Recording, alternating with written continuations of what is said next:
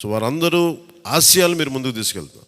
మన పార్టీ నాయకులు, జన సైనికులు, వీర మహిళలు, మన మద్దతుదారులు కాకుండా 5 కోట్ల మంది ప్రజల ఆకాంక్షల్ని మీరు అసెంబ్లీలోకి తీసుకెళ్తాను. మీరు దాంట్లో నేను కూడా భాగస్వామ్యం అయినందుకు మనస్ఫూర్తిగా నేను ధన్యవాదాలు తెలియజేస్తాను. ఒక చిన్నపాటి ఒక మార్పు జరగాలి, ఒకటి సాధించాలంటే ఎంతమంది పని చేస్తే తప్ప ఒక చిన్నపాటి మార్పు రాదు. అలాంటిది ఒక కీలక 5 కోట్ల మంది ప్రజలకు సంబంధించిన భవిష్యత్తు. ఈరోజు జనసేన విజయం, టీడీపీ విజయం, భారతీయ జనతా పార్టీ విజయం ఏ స్థాయికి వెళ్ళిపోయిందంటే కేంద్ర ప్రభుత్వం అధికారంలో కూడా చాలా కీలకమైన ఒక అంటే ఈరోజు మన అందరం కష్టపడింది, ప్రజలందరూ మనకి నమ్మకం ఉంచి మన నమ్మకం పెట్టి మనం నిలబడి ఉంచింది, ఇది మర్చిపోలేదు. ఇప్పుడు దాకా పొలిటికల్ ప్రాసెస్లో గత 10 దశాబ్ద కాలంలో మన ముఖ్యంగా లాస్ట్ అర దశాబ్దం కాలంలో ఏ స్థాయిలో చూసాం. మనం ఒక కొత్త ప్రెసిడెంట్ ఇవ్వాలి పాలిటిక్స్కి. వ్యక్తిగత దోషం లేని, వ్యక్తిగత క్యారెక్టర్ని అసాసినేట్ చేయని పాలిటిక్స్. ఈ మార్పు ఏదో రావాలి. ఎందుకంటే టీవీల్లో సినిమాలకి సెన్సార్ ఉంటుంది, టీవీలకి సెన్సార్ ఉండదు. సినిమాలు ఎవరన్నా కూర్చోబెట్టి ఏదైనా మాట్లాడితే, మన ఈవెన్ అసెంబ్లీలో మాట్లాడితే రికార్డు నుంచి తొలగిస్తారు. నాయకులు బయటకు వచ్చి మాట్లాడితే రికార్డు నుంచి తొలగించలేదు. చిన్నపిల్లలు ఉంటారు, కుటుంబాలు ఉంటాయి, అని చోట మర్చిపోతాం మనం. సో అందుకని మనమే స్వీయ బాధ్యత తీసుకోవాలి, పర్సనల్ బాధ్యత మనమే తీసుకొని చేయాలి. చాలా అద్భుతమైనది ఏంటంటే ఓడలు బండ్లు అవుతాయి, బండ్లు ఓడలు అవుతాయి అనడానికి నేను చాలా కాలం ఇదే వేదిక మీద చాలాసార్లు చెప్పాను. అంటే ఇది మనం నిన్న సభలో కూడా మాట్లాడమని చెప్తా ఉంటే, ఇది మనం ఇళ్ళకి కానీ పండగ కాదు, పండగ చేసుకునే సంబరాలు చేసుకునే సమయం కాదు, చాలా బాధ్యతగా ఉండే సమయం అది. ప్రజలు చాలా ఎక్కడెక్కడి నుంచో, మారుమూల నుంచి, ఎక్కడ యుఎస్ఏ నుంచి వచ్చి కూడా ప్రాణాలు కోల్పోయి, అసలు రాత్రనక పగలనక తిండి తినక ఒక్కొక్కరు పనిచేసిన విధానం ఇవన్నీ కదిలించేసినాయి.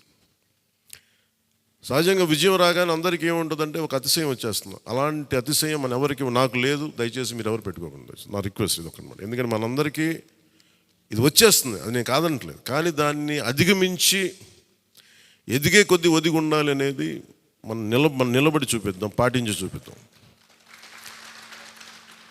ఎందుకంటే నిజంగా జనం అలసిపోయారు. ఒక కొత్త తరహా రాజకీయం చూద్దాం, పాత విలువలతో కూడిన రాజకీయం చూద్దాం. అది మనం చేసి చూపించాలి, ఆ దారి వెంట నడిచి చూపించాలి.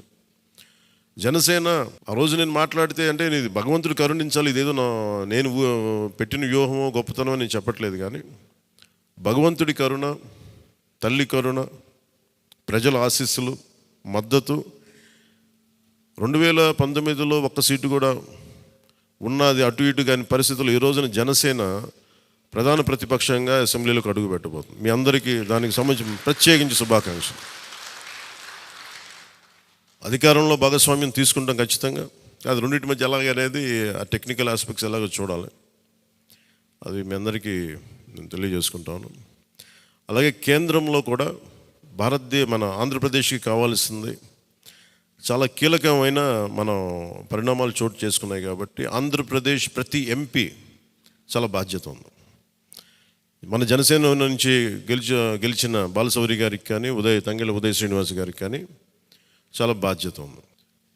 ఇది మీ ప్రతి కదలిక, మీ ప్రతి మాట ప్రజలు చాలా సునిశ్చితంగా పరిశీలిస్తారు. ఢిల్లీలో మీరు చేసే ప్రతి కదలిక, ఢిల్లీలో మీరు మాట్లాడే ప్రతి మాట ఆంధ్రప్రదేశ్ నిర్మాణానికి ఉపయోగపడాలని కోరుకుంటున్నాను. అది దయచేసి ఎంపీలుగా అది దయచేసి మీ ఇద్దరు, అది ఎందుకంటే బాలశౌరి గారు అది మీ అందరి బాధ్యత. మీరిద్దరు గెలవలేదు, 5 కోట్ల మంది ప్రజలు మమ్మల్ని గెలిపించారు. అందుకని మన ఎమ్మెల్యే నేను కూడా అద్భుతమైన మెజారిటీ తోటి గెలిచినందుకు ముఖ్యంగా మనకి ఈ ఒక తీర్మానాన్ని ముందు ఒకటి ప్రవేశపెడుతున్నాం. మరి మీ అందరి ఇది చెప్పండి. పాపం వెన్నంటే ఉండి పిఠాపురంలో జనసేన గెలుపు కోసం, నా గెలుపు కోసం కృషి చేసిన వర్మ గారికి ప్రత్యేక కృతజ్ఞతలు. వారికి అందరూ వర్మ గారికి చాలా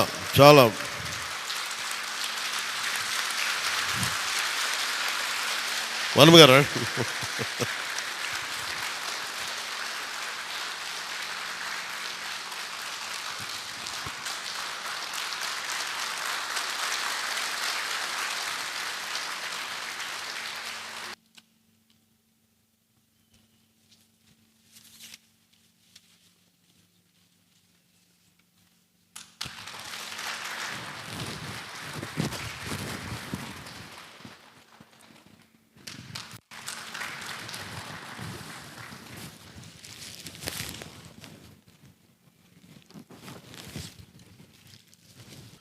మన కోసం పనిచేసిన తెలుగుదేశం వర్మ గారిని ఇవి గుర్తించడం అంటే మన కోసం పనిచేసిన తెలుగుదేశం నాయకులందరికీ, భారతీయ జనతా పార్టీ నాయకులందరికీ కూడా నా ప్రత్యేక